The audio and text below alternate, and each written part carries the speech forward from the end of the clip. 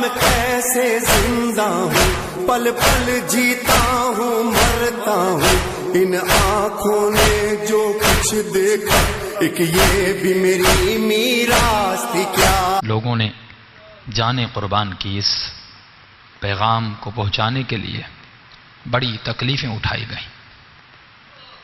یہ واقعہ شاید بتا چکا، یاد نہیں آ رہا مجھے، کہ ایک شخص تھا، اسے اپنے گھر میں ہر سال امام حسین کی 10 مجلسیں کرواتا تھا، لیکن ایک دفعہ شدید غریب ہو گیا، مال پیسہ ختم ہو گیا۔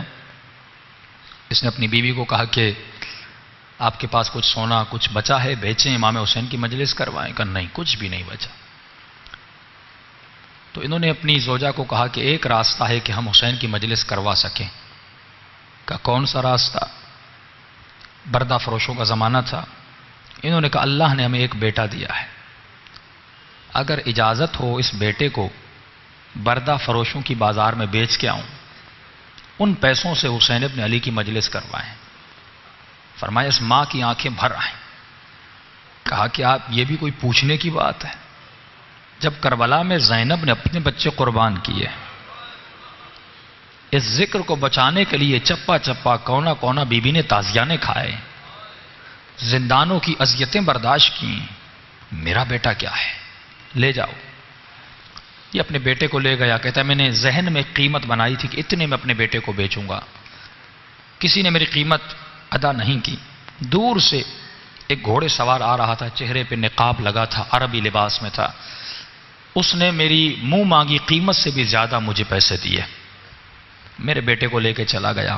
کہ راستے میں جب گھر کی طرف جا رہا تھا، بیٹا یاد آ رہا تھا اور آنکھوں سے آنسو بھی بہہ رہے تھے، لیکن میں اپنے خیال کو کربلا کی طرف لے جا رہا تھا۔ میں نے کہا حسین نے بھی تو علی اکبر قربان کیا تھا، زینب نے بھی تو اون و محمد کو قربان کیا تھا، رباب نے بھی تو علی اصغر کو قربان کیا تھا، میری قربانی کیا ہے؟ میرے بیٹے کے بدن پہ زخم تو نہیں لگیں گے، جیے گا، زندگی کرے گا، لیکن ماں باپ سے دور رہے گا۔ کہتا ہے گھر گیا، امام کی مجلس شروع کروائی، پہلا دن گزرا، دوسرا دن گزرا، تیسرے دن میرے دروازے پہ دستک ہوئی۔ جب میں نے دروازہ کھولا تو میرا نوجوان بیٹا دروازے پہ کھڑا تھا۔ ایک مرتبہ میں نے بیٹے کو سینے سے لگایا، میں نے کہا میرے لال، کہیں تم نے اپنے آقا سے خیانت تو نہیں کی؟ میں حسین کی مجلس حلال کی کمائی سے کروانا چاہتا ہوں، حرام کے پیسوں سے نہیں کروانا چاہتا۔ میرے لال پوری زندگی حلال کے مال سے کروائی، کہیں تو بھاگ کے تو نہیں آیا؟ بیٹے نے کہا نہیں بابا، میں بھی جانتا ہوں آپ نے کس مقصد کے لیے مجلس کروائی ہے، مجھ میں یہ جرت نہیں کہ میں بھاگ کے آ جاؤں۔ کہا پھر یہاں کیسے پہنچے؟ کہا بابا میرے آقا نے مجھے آزاد کر دیا۔ کہا بیٹا کیسے؟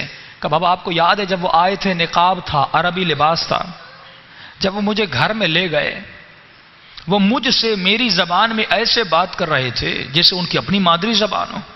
میں نے کہا آقا آپ ہماری زبان کو اتنا اچھا کیسے جانتے؟ انہوں نے کہا ہم کائنات کی ہر زبان کو بولنا جانتے ہیں۔ کہ بابا 2-3 دن اپنے گھر میں ایسے رکھا جیسے کوئی اپنے بیٹوں کو پالتا ہے، کوئی تکلیف نہیں ملی۔ آج انہوں نے مجھ سے آ کر پوچھا کہ اے جوان یہ بتا تمہیں اپنے والدین کی یاد آئی ہے؟ میں نے کہا آقا یاد تو آئی ہے، لیکن انہوں نے مجھے بڑے عظیم مقصد کے لیے بیچا ہے، میں واپس نہیں جاؤں گا۔